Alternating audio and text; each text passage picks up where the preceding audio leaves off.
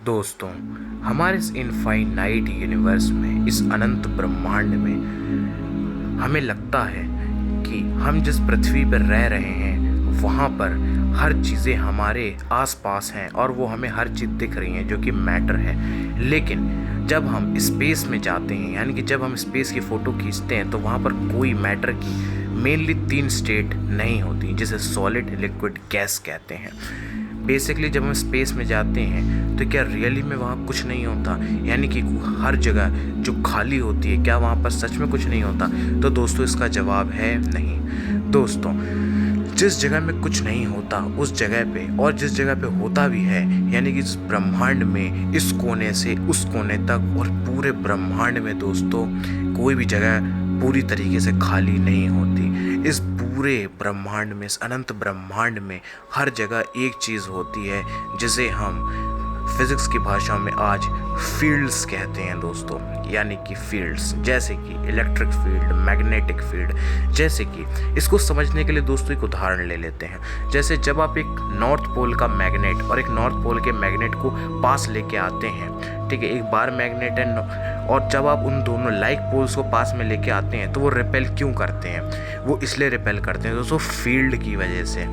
क्यों फील्ड की वजह से? क्योंकि दोस्तों जब आप मैग्नेट को देखेंगे तो मैग्नेट दोस्तों बिल्कुल खाली होता। आप देखोगे मैग्नेट के चारों तरफ बिल्कुल कुछ नहीं होता, लेकिन जब आप पढ़ोगे तो उसके चारों तरफ मैग्नेटिक फील्ड होती है। यानी कि इस दुनिया में हर जगह फील्ड्स हैं और इसे हम क्वांटम फील्ड्स कहते हैं दोस्तों। यानी कि इस हर पार्टिकल्स की अपनी एक अलग फील्ड होती है, इस अपनी अलग फील्ड होती है। जैसे न्यूट्रिनो की अलग फील्ड होगी, इसे न्यूट्रिनो फील्ड कहते हैं।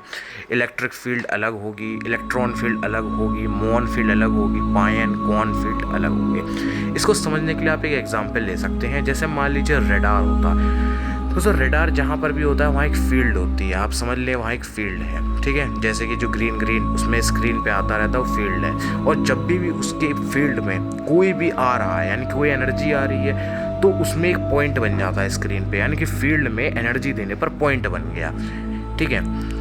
इसे आप इस तरीके से समझ सकते हैं कि पानी अगर रखा हुआ है दोस्तों, बिल्कुल शांत है पानी, और आप जरा सा उसमें उंगली डुबाते हैं तो उसमें बूंद बाहर आ जाती हैं, यानी कि वो पानी का फील्ड समझिए। और आप अपनी उंगली को जो आप दे रहे हैं वो एनर्जी दे रहे हैं उस पानी को, और उससे एक ड्रॉप बन रही है। यानी कि इस दुनिया में हर जगह मैटर और रेडिएशन नहीं है, इस दुनिया में हर जगह दोस्तों एनर्जी, वाइब्रेशंस और फील्ड मौजूद है दोस्तों। ये 3 ही चीज़ दोस्तों इस पूरे ब्रह्मांड का बेस है। ये 3 चीज़ें पूरे ब्रह्मांड को मिलके बना रही है।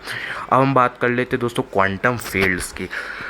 दोस्तों क्वांटम फील्ड्स इस दुनिया में हर जगह है, इस दुनिया में हर कोने हैं। जैसे मान लीजिए अभी आपने, जब पानी बिल्कुल रेस्ट पे था, टब में या मग में कहीं भी पानी था, तो आपने जब पानी को डिस्टर्ब किया तो उससे पानी की ड्रॉप बनी, यानी कि पानी का फील्ड मान लीजिए रखा हुआ था प्लेन में, और आप उसे एनर्जी दे रहे हैं तो उससे फील्ड बना, यानी पार्टिकल बना।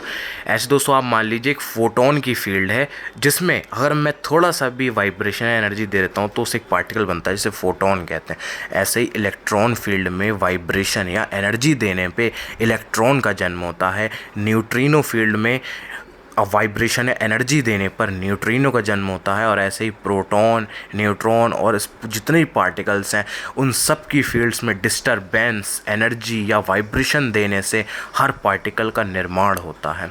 इसको आप पिछले वाले एग्जाम्पल में समझ चुके हैं कि किस तरीके से वाइब्रेशन, फील्ड्स और एनर्जी देने से किस तरीके पार्टिकल्स का निर्माण होता है दोस्तों।